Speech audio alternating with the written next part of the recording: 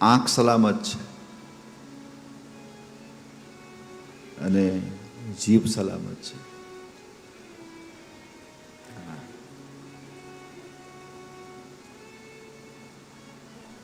લલિત ગતિ વિલાસ વલગુહાસ પ્રણય નિરીક્ષણ કલ્પિતો.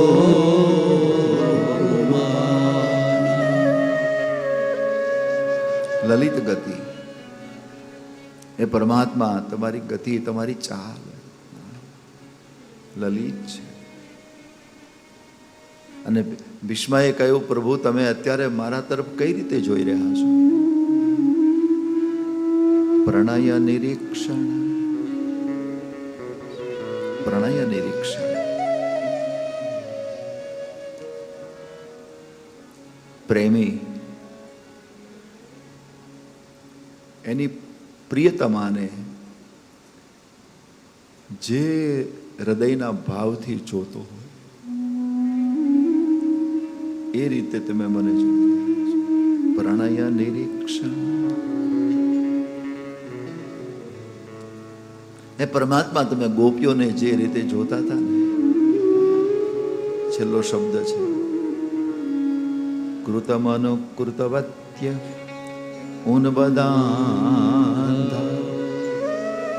પ્રકૃતિ મગન કિલયસ્ય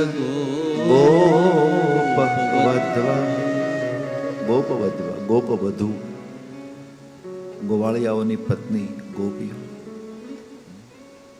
પ્રણય નિરીક્ષણ, અદ્ભુત શબ્દ આવ્યો.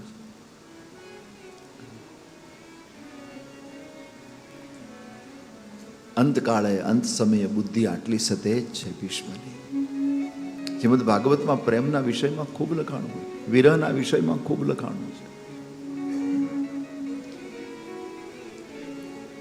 શ્રીમદ ભાગવતમાં સુખદેવજીએ પ્રેમના 3 પ્રકાર બતાવ્યા છે. એક છે પક્ષી પ્રેમ, બીજો છે એના કરતા ચડે એવો પશુ પ્રેમ, પણ એના કરતા ચડે એવો કોઈ પ્રેમ હોય તો એ માણસનો પ્રેમ છે. અજાત પક્ષા યો માતરમ ખગા, પાંખ વગરનું પક્ષી હોય. હજી હમણાં જ એ માળામાં બચ્ચાને જન્મ આપ્યો છે, થોડા સમય સુધી માં એની સાથે રહે, પણ પછી એ ચણ લેવા જાય. થોડો સમય નીકળી જાય ને પેલું બચ્ચું માની રાહ જોતું, ક્યારે મારી માં આવે. કારણ કે પોતાની તો પાંખ નથી, અજાત પક્ષ, હજી પાંખ જન્મી નથી, ઉડી શકતું નથી, ભૂખ લાગી છે. માં આવે અને મારા મોઢામાં ચણ મૂકે, એ માની પ્રતીક્ષા કરે અને આમ પોતાના શરીરને આમ ધસડી અને માળાના કિનારે લાવે, ડોક બારે કાઢી અને જોવે મારી માં આવે છે કે નહીં, મારી માં આવે છે કે નહીં.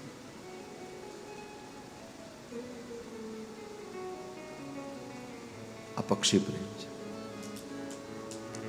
પણ વખતે આ માં 1 કલાક મોડી પડે તો આ પક્ષી મરી ન જાય, જીવી લે.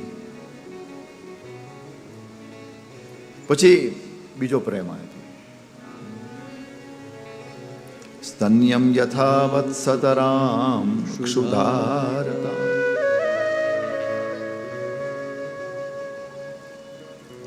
ગાય વાછરડાને જન્મ આપે,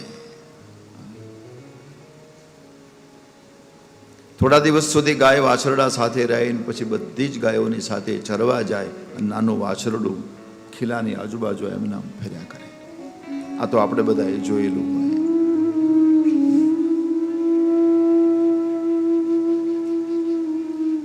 પછી ગાયને આવવાનો સમય થાય ને પછી પેલું વાછરડું એના ખીલાની આજુબાજુ માં માં માં એવો અવાજ કરે. એ વખતે તમે એને ગમે એટલું સુંદર ઘાસ નાખો નહીં કરે. એ વાછરડાની વિહવળતાને શાંત કરવી હોય તો એની માને લાવી દો.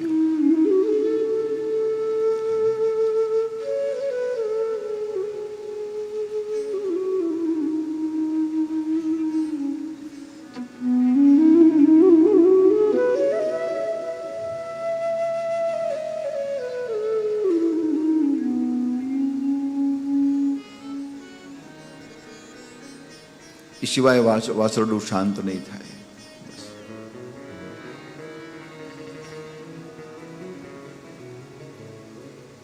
પણ સુખદેવજી કહે છે કે વખતે ગાય 1 કલાક મોડી પડે તો વાસરડું મરી ન જાય, જીવી લે.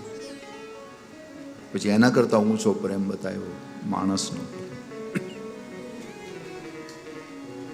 પ્રિયમ પ્રિયમ, પ્રિયા અને પિયું.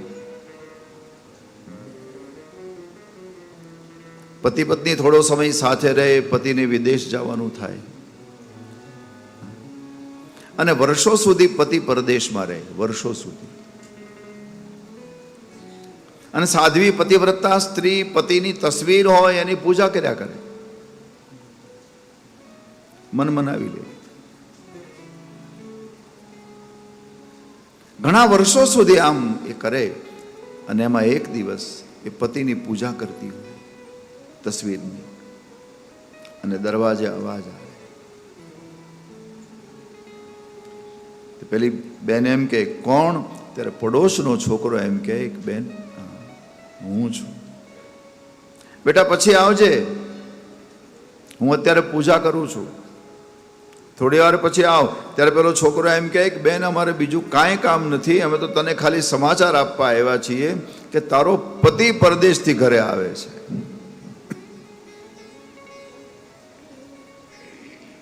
પછી એ સ્ત્રી એમ ન કહે કે હું પૂજા કરું છું, કારણ કે પૂજા કરે એ તો નકલી છે, અસલી તો હવે આવે છે. તસવીરનો કરે ઘા, દરવાજો ખોલી નાખે અને વર્ષો પછી એ એના પતિને જોવે અને એ વખતે એ વિરહી નારીના હૃદયમાં જે પ્રેમ જાગે, સુખદેવજી કહે એવો પ્રેમ પરમાત્માની પ્રાપ્તિ કરાવે.